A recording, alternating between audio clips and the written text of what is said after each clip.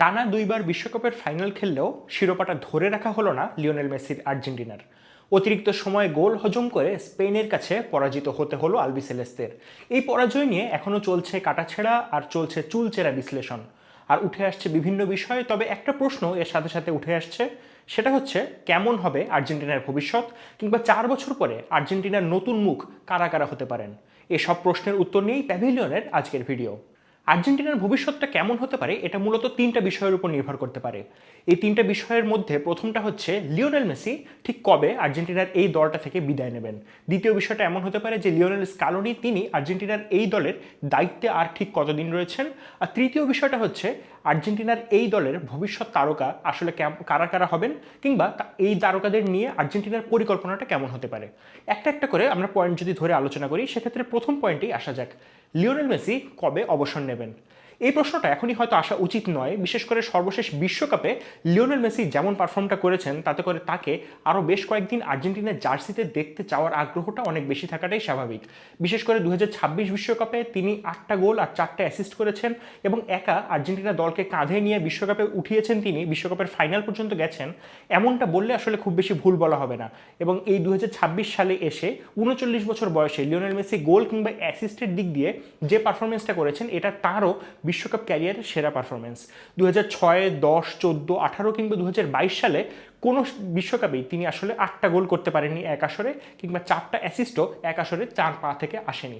সেই পারফরমেন্সটা Lionel Messi দিয়েছিলেন এবং তিনি গোল্ডেন বলের অবশ্যই অন্যতম সেরা দাবিদার ছিলেন, যদিও সেটা শেষ পর্যন্ত তার হাতে ওঠেনি।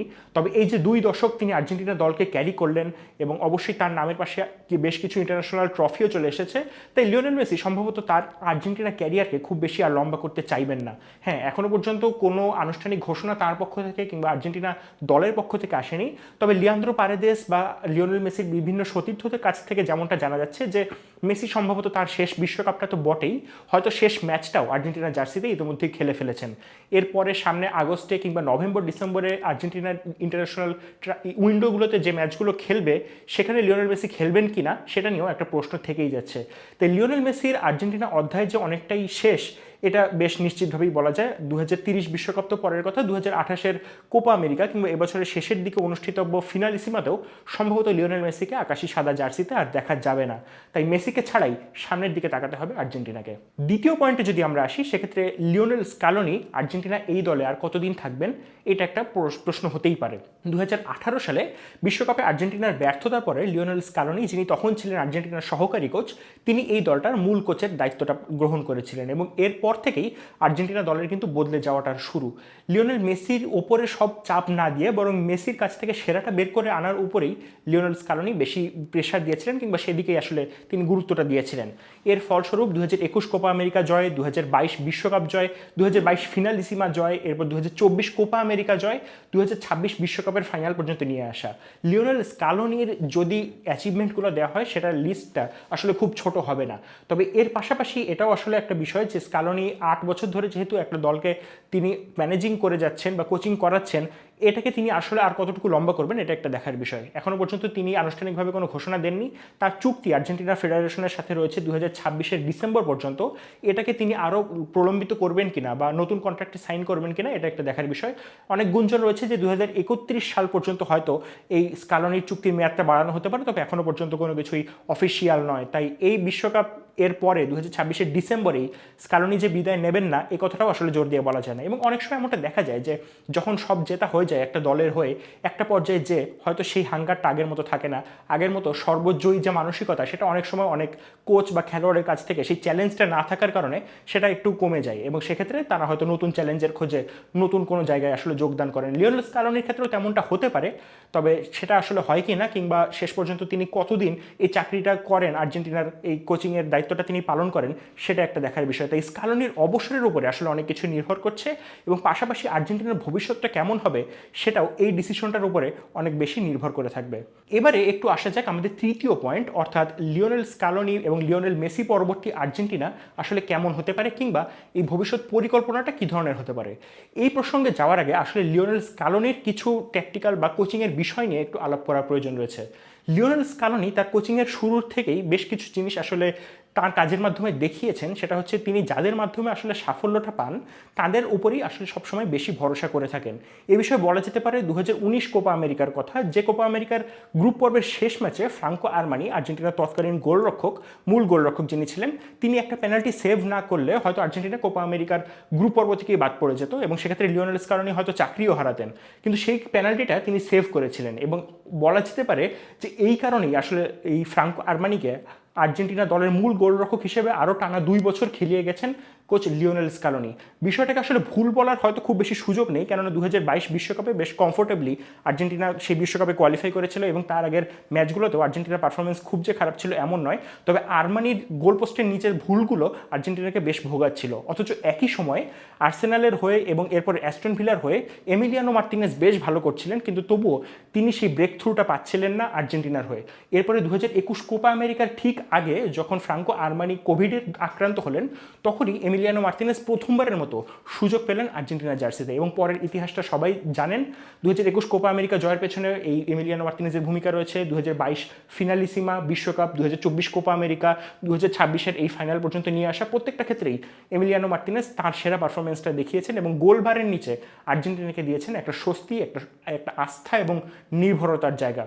তাই সব মিলিয়ে এই এমিলিয়ানো মার্তিনেজকে সে সময় ইন্ট্রোডিউস না করলে আর্জেন্টিনা আসলে এই সাফল্যগুলো পেত কিনা, কিংবা লিওনেল স্কালোনি এতটা সফল হতেন কিনা, এটা একটা প্রশ্ন কিন্তু থেকেই যায়। পাশাপাশি স্কালোনির এই যে তার যিনি তাকে সাফল্য এনে দিচ্ছেন তার প্রতি একটু বেশি ফেভার করা, সেই বিষয়টা কিন্তু একেবারে প্রথম থেকেই লক্ষণীয়। এই বিষয়টাও আসলে ভুলে গেলে চলবে না। পাশাপাশি এই জিনিসটা আরও বেশি প্রকাশ পাচ্ছে 2022 বিশ্বকাপের পর থেকে। আর্জেন্টিনা দলেরটার দিকে যদি আমরা তাকাই, আর্জেন্টিনা দলের মূল যে কোরটা সেটা কিন্তু 2022 বিশ্বকাপের পর খুব বেশি পরিবর্তিত হয়নি। ইনফ্যাক্ট 2026 বিশ্বকাপে আর্জেন্টিনা এসেছে 2022 বিশ্বকাপের 17 জন খেলোয়াড়কে সরাসরি এই টিমের মধ্যে এনে, অর্থাৎ 26 জনের মধ্যে 17 জনই ছিলেন 2022 বিশ্বকাপে খেলা সেই দলের একজন সদস্য। অর্থাৎ এক্ষেত্রে এটা বলা যায় যে যেহেতু 2022 বিশ্বকাপে স্কালোনিকে এই খেলোয়াড়রাই সাফল্য এনে দিয়েছেন, তাই তাদের ওপরেই 2026 সালে এসেও স্কালোনি ভরসা করেছেন, র্যাদার দেন তিনি তরুণদের ওপরে বেশি ভরসা করেন। অর্থাৎ তরুণদের ওপরে ভরসা করার চেয়ে পুরনোদের ওপরেই তিনি আসলে বেশি ভরসা করতে চেয়েছেন এবং সেই ফলাফলটা আসলে খুব যে ভালো হয়েছে সেটাও আসলে বলা যাচ্ছে না, খুব খারাপও হয়নি। তবে আর্জেন্টিনা ফাইনাল পর্যন্ত এসেছে। তবে কে জানে, হয়তো যদি আর্জেন্টিনা এই অতিরিক্ত তাদের এই পুরনো খেলোয়াড়দের ওপরে নির্ভরতা না দেখাতো, আর্জেন্টিনার 3 স্টারের জায়গায় হয়তো এখন ব্যাজে 4টা স্টার থাকলেও থাকতে পারতো। তাই এই জায়গাটাতেই আসলে আর্জেন্টিনার একটা পরিবর্তন হওয়ার সময় এসেছে। ইনফ্যাক্ট 2026-এ এই বিশ্বকাপ ফাইনাল এর মাধ্যমেই সম্ভবত আর্জেন্টিনার এই পুরনোদের নিয়ে নতুন করে সামনে এগিয়ে যাওয়াটা আসলে এখানেই শেষ। এখন আর্জেন্টিনা সম্ভবত নতুন মুখের দিকেই তাকাতে চাইবে। সেক্ষেত্রে গোলরক্ষকদের দিকে দিয়ে যদি আমরা আলোচনাটা শুরু করতে চাই, সেক্ষেত্রে প্রথমেই বলতে হবে এমিলিয়ানো মার্তিনেজ, জেরোনিমো রুলি এবং তার সাথে হুয়ান মুসো, এই 3 গোলরক্ষকই ইতিমধ্যেই 30-এর ডান পাশে চলে গেছে তাদের বয়সটা। এমিলিয়ানো মার্তিনেজ বর্তমানে 33, রুল্লি 34 এবং হুয়ান মুসো 32। অর্থাৎ আরও 4 বছর পরে এই গোলরক্ষকরা যখন আর্জেন্টিনার গোলপোস্টের নিচে দাঁড়াতে চাইবেন, তারা কিন্তু অনেকটা 40-এর কাছাকাছি চলে যাবেন এবং তখন তাদের রিফ্লেক্স আগের মতো যে থাকবে না সেটা আসলে নিশ্চিতভাবেই বলা যায়। সেক্ষেত্রে আর্জেন্টিনাকে সম্ভবত এখন থেকেই নতুন গোলরক্ষক খোঁজার পেছনে একটা টাইম দিতে হবে, কিংবা এর পাশাপাশি তাদেরকে আসলে সুযোগটা দিতে হবে তাদের মূল একাদশে। পাশাপাশি এক্ষেত্রে এই বিষয়টা বলে রাখা দরকার যে 2030 বিশ্বকাপে আর্জেন্টিনা যখন খেলবে তাদেরকে কিন্তু বাছাই পর্বের বাধা অতিক্রম করতে হবে না, কেননা তারা স্বাগতিক দেশ হিসেবে ইতিমধ্যেই বিশ্বকাপে আসলে জায়গাটা নিজেদের করে নিয়েছে। তাই এক্ষেত্রে আর্জেন্টিনা তাদের বাছাই পর্বের ম্যাচগুলোকে ব্যবহার করতে পারে এই তরুণ খেলোয়াড়দেরকে আরও বেশি গেম টাইম দেওয়ার জন্য। সেই জিনিসটা তারা করবে কিনা সেটা আসলে সময়ই বলে দেবে। আর্জেন্টিনা ভবিষ্যতে যে 2 তরুণ গোলরক্ষকের উপরে ভরসা করতে পারে তাদের মধ্যে একজন সান্তিয়াগো বেলত্রান, আরেকজন ম্যাক্সিমো লেডিবাগন, এবং এই দুজনই বর্তমানে আর্জেন্টাইন লিগে খেলছেন এবং তারা দুজনই বেশ সম্ভাবনাময়। যে দ্বিতীয় গোলরক্ষকের নাম বললাম তাকে আর্জেন্টিনা গত বিশ্বকাপে অর্থাৎ 2026 বিশ্বকাপেও উড়িয়ে নিয়ে গিয়েছিল দলের সাথে রাখার জন্য এবং দলের অবশ্যই ড্রেসিং রুমের যে ফিলিংসটা সেটা দেওয়ার জন্য, এবং তিনি দলের 4র্থ গোলরক্ষক হিসেবেই গিয়েছিলেন। গোলরক্ষকদের ট্রেনিংয়ে তিনি অংশগ্রহণ করেছিলেন, যদিও অফিসিয়াল স্কোয়াডে তার নাম ছিল না। তাই এমিলিয়ানো মার্তিনেজ, রুল্লি কিংবা মুসোদের সময় সম্ভবত ধীরে ধীরে শেষ হয়ে আসছে এবং 2028 কোপা আমেরিকার পরে সম্ভবত এই আর্জেন্টিনা দল তাদেরকে খুব বেশি ক্যারি করতে চাইবে না, আনলেস তারা খুব অতিমানবীয় পারফরমেন্স বা অতিমানবীয় ফর্মে তারা থাকে। একটু এবার ডিফেন্সের দিকে আসা যাক। আর্জেন্টিনার ডিফেন্ডারদের কথা যদি বলা হয় সেক্ষেত্রে এই মুহূর্তে কুতি রোমেরো এবং লিসান্দ্রো মার্তিনেজ তারা দুজনেই এই ডিফেন্সের যে মূল কারিগর, অর্থাৎ দুই সেন্টার ব্যাক এই দুজনেই। এর পাশাপাশি নিকোলাস তালিয়াফিকো কিংবা নাহুয়েল মোলিনারা এই দলে খেলেছেন এবারে পুরো বিশ্বকাপ জুড়েই। নিকোলাস ওতামেন্দির কথাও এক্ষেত্রে বলতে হয়। 38 বছর বয়সী এই সেন্টার ব্যাক ওয়ার্ল্ড কাপ শেষ হওয়ার সাথে সাথেই আসলে অবসরের ঘোষণা দিয়েছেন জাতীয় দল থেকে, এবং এই মুহূর্তে তিনি আর ইউরোপেও খেলছেন না, রিভার প্লেটে তিনি চলে গেছেন। সব মিলিয়ে ওতামেন্দি, যিনি আর্জেন্টিনার অনেক উত্থান পতন দেখেছেন, তার আর্জেন্টিনা ক্যারিয়ারটা এই মুহূর্তে শেষ। তবে লিসান্দ্রো মার্তিনেজ এবং তার সাথে কুতি রোমেরো দুজনেই এই মুহূর্তে 30-এর নিচে তাদের বয়স, এবং সামনের বিশ্বকাপটা যখন শুরু হবে সে সময় তাদের বয়স হওয়ার কথা 32। সেক্ষেত্রে তাদের পাশাপাশি অভিজ্ঞতার পাশাপাশি তাদের যখন একটা তরুণ সেন্টার ব্যাক আর্জেন্টিনার প্রয়োজন হবে তখন কিন্তু আর্জেন্টিনাকে নতুন অপশন দেখতেই হবে। আর এই কুতি রোমেরো কিংবা লিসান্দ্রো মার্তিনেজ দুজনেই বেশ ইনজুরি প্রোন হওয়ার কারণে আর্জেন্টিনাকে এখানে বিকল্প অপশনের দিকে যেতে হচ্ছে। পাশাপাশি রাইট ব্যাক এবং লেফট ব্যাকের কথাও যদি বলা হয় সেক্ষেত্রে লেফট ব্যাক হিসেবে নিকোলাস তালিয়াফিকো তিনিও যখন আরও 4 বছর পরে তার বয়সটা দেখা হবে সেটাও প্রায় 40-এর কাছাকাছি চলে যাবে। নাহুয়েল মোলিনা কিংবা গঞ্জালো মন্তিয়াল তাদেরও এবারের বিশ্বকাপের পারফরমেন্সটা আশানুরূপ ছিল না, তাই এক্ষেত্রেও আর্জেন্টিনাকে নতুন অপশন দেখতেই হবে। সেক্ষেত্রে অগাস্টিন গিয়াই রাইট ব্যাক হিসেবে একটা ভালো অপশন হতে পারেন। লেফট ব্যাক হিসেবে হয়তো হুলিও সোলেরকে চেষ্টা করতে পারে আর্জেন্টিনা দল, যদিও এই পর্যন্ত আসলে হুলিও সোলেরের যে প্রোগ্রেসটা সেটাকে খুব ভালো বলার সুযোগ নেই। বোর্নমাউথের বেঞ্চেই তার বেশিরভাগ সময় কেটে যায়। তবে সময় যত গড়াবে সম্ভবত তিনি নিজেও বুঝতে পারবেন যে আর্জেন্টিনার জন্য তার আসলে ঠিক কী করা দরকার, কিংবা প্রয়োজনে তিনি এক্ষেত্রে ক্লাবও চেঞ্জ করলেও করতে পারেন। আর সেন্টার ব্যাকদের কথা যদি বলা হয়, মার্কোস সেনেসি এই মুহূর্তে তার বয়স 29, এবারে লিওনার্দো বালের্দির কথা বলা যেতে পারে, তার বয়স এই মুহূর্তে 27। তো এই 4 বছর পরে সম্ভবত তাদের উপরে ভরসা করার পাশাপাশি বেশ কিছু তরুণ সেন্টার ব্যাকের উপরেও ভরসা করতে চাইবে আর্জেন্টিনা। সেক্ষেত্রে আর্সেলমোর কথা বলা যেতে পারে, যিনি এই মুহূর্তে চেলসিতে খেলছেন, একজন তরুণ সেন্টার ব্যাক। এর বাইরে অন্যান্য অপশনগুলোর দিকেও নিশ্চয়ই আর্জেন্টিনা যাবে। এবারে একটু মিডফিল্ড এবং ফরওয়ার্ড লাইনের দিকে আসা যাক। আর্জেন্টিনা সম্ভবত এদিক থেকে একটু হলেও নিশ্চিন্তে থাকবে, বিশেষ করে তাদের মিডফিল্ডটা এখনো পর্যন্ত বেশ কম্প্যাক্ট বলেই মনে হচ্ছে। এনজো ফার্নান্দেজ, অ্যালেক্সিস ম্যাকালিস্টার এই দুজনেই সম্ভবত আর্জেন্টিনা মিডফিল্ডকে নেতৃত্ব দেবেন আরও 4 বছর পরে গিয়েও। সেক্ষেত্রে লিয়ান্দ্রো পারেদেস কিংবা রদ্রিগো ডিপল, যারা ইতিমধ্যেই 30-এর ডান দিকে চলে গেছেন, তাদেরকে সম্ভবত 4 বছর পরের বিশ্বকাপে দেখা যাওয়ার সম্ভাবনা খুবই কম। এনজো ফার্নান্দেজ 4 বছর পরে তার বয়স হবে 29, অ্যালেক্সিস ম্যাকালিস্টারের হবে 31। এই দুজনের উপরেই আর্জেন্টিনা অনেক বেশি ভরসা করবে। এর পাশাপাশি আরও কিছু নাম বলতে হয়, সেখানে ভ্যালেন্টিন বার্কো, যিনি এই মুহূর্তে যার বয়স 22, নিকোপাজ যার বয়স 21, এর বাইরে এজেকিয়েল পালাসিওসের কথাও বলতে হয়, অ্যালান ভ্যারেলা কিংবা ম্যাক্সিমো পেরনদের মতো যারা এই দলের সুযোগ পাননি, তারাও সম্ভবত আর্জেন্টিনার এই দলের ভবিষ্যৎ কাণ্ডারি হতে যাচ্ছেন। তবে এই দলটার একটা ল্যাকিংসের কথা যদি বলা হয়, বিশেষ করে আর্জেন্টিনা দলের, সেটা হচ্ছে উইঙ্গারের অভাবটা। এই উইঙ্গারের অভাব পূরণ করার জন্য আসলে ঠিক কে কে উঠে আসবেন বা কাদেরকে পাওয়া যাবে সেটাও একটা দেখার বিষয় হতে পারে। সেক্ষেত্রে এই মুহূর্তে আর্জেন্টিনার অ্যাভেলেবল উইঙ্গারদের কথা যদি বলা হয়, ডান পাশে জুলিয়ানো সিমিওনে, বাম পাশে নিকো গঞ্জালেস অথবা আলেহান্দ্রো গার্নাচোর কথাই হয়তো সবচেয়ে বেশি বলা হচ্ছে। এর বাইরে আর্জেন্টিনার খুব বেশি টাচলাইন উইঙ্গার এখনও পর্যন্ত উঠে আসছে না। আর আর্জেন্টিনা স্বাভাবিকভাবে যেটা দেখা যায় বা ট্র্যাডিশনালি আর্জেন্টিনার ফরওয়ার্ডরা সাধারণত সেকেন্ড স্ট্রাইকার কিংবা উইঙ্গার হলেও তারা আসলে কাট ইন করতেই বেশি পছন্দ করেন। সেক্ষেত্রে লিওনেল মেসির কথা কিংবা পাওলো দিবালা, নিকো পাজ এখন বর্তমানে, এর আগে যখন এসকে লাভেজ্জি খেলতেন অনেক ক্ষেত্রে তার কথাও বলা যেতে পারে, এরা প্রত্যেকেই আসলে উইংয়ে শুরু করলেও আসলে ভেতরে কাট ইন করে আসতেই পছন্দ করতেন। তাই এই উইংয়ে দুই উইং দিয়ে আর্জেন্টিনার আক্রমণের ক্ষেত্রে একটা ল্যাকিংস সবসময় থাকে, এবং এই জিনিসটা এইবারের বিশ্বকাপে বেশ ভালোভাবে প্রকাশ পেয়েছিল, যেটা লিওনেল মেসিকে রাইট উইংয়ে যে আসলে শেষ পর্যন্ত পূরণ করতে হয়েছিল। তাই ভবিষ্যতের জন্য আর্জেন্টিনা সম্ভবত এই উইঙ্গারদের প্রতি আরও বেশি নজর দিতে চাইবে, আর চাইবে আরও বেশি টাচলাইন উইঙ্গার যেন তারা প্রডিউস করতে পারে। ফরওয়ার্ডদের ক্ষেত্রে যদি আসা যায়, সেক্ষেত্রে সেন্টার ফরওয়ার্ড হিসেবে আর্জেন্টিনার সামনে বেশ কয়েকটা অপশন রয়েছে, এবং এই বিশ্বকাপে যারা ছিলেন আর্জেন্টিনার centre forward, Julian Alvarez, Lautaro Martinez এবং ফ্ল্যাকো লোপেজ, তারা দুজনেই বা তিনজনেই আসলে বেশ তরুণ। তিনজনের প্রত্যেকের বয়সী 30-এর কম, এবং তারা সম্ভবত পরের বিশ্বকাপে আর্জেন্টিনার মূল ভরসা হিসেবে থাকবেন।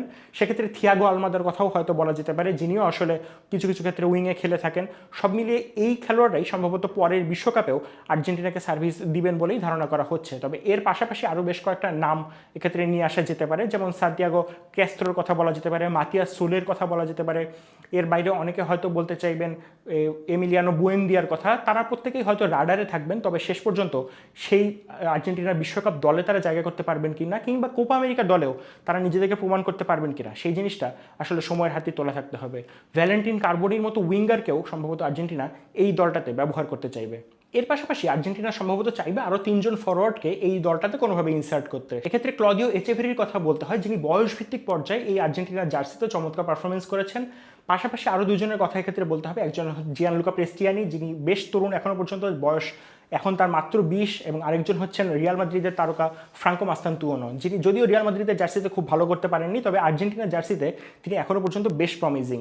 এই তরুণদেরকে নিয়ে আর্জেন্টিনার সামনে বিশ্বকাপে আসলে শেষ পর্যন্ত যেতে পারবে কিনা, কিংবা নতুন কোনো তরুণের আগমন ঘটবে কিনা, সেই প্রশ্নটা আসলে এখনও পর্যন্ত থেকেই যাচ্ছে, এবং সম্ভবত খুব তাড়াতাড়ি সেগুলোর উত্তর আমরা পেতে শুরু করব। বিশেষ করে পরবর্তী ইন্টারন্যাশনাল উইন্ডো যখন শুরু হবে, তখনই আর্জেন্টিনার অ্যাপ্রোচটা কী হয়, সেই জিনিসটা অনেক প্রশ্নের উত্তর কিন্তু আসলে দিয়ে দেবে। তো কেমন হতে পারে আর্জেন্টিনার 4 বছর পরের পরিকল্পনা, কিংবা সেই বিশ্বকাপটা আর্জেন্টিনা আসলে কাদের নিয়ে যেতে পারে, সেই বিশ্বকাপের ফলাফলটা আর্জেন্টিনার পক্ষে আসতে পারে কিনা, সেগুলো নিয়ে এই ছিল আমাদের আজকের আলোচনা। আর এই আলোচনায় সামিল হতে পারেন আপনারাও। আপনারা আপনাদের মতামত জানাতে পারেন আমাদের কমেন্ট বক্সে। প্যাভিলিয়নের সাথে থাকার জন্য আপনাদের সবাইকে অনেক ধন্যবাদ।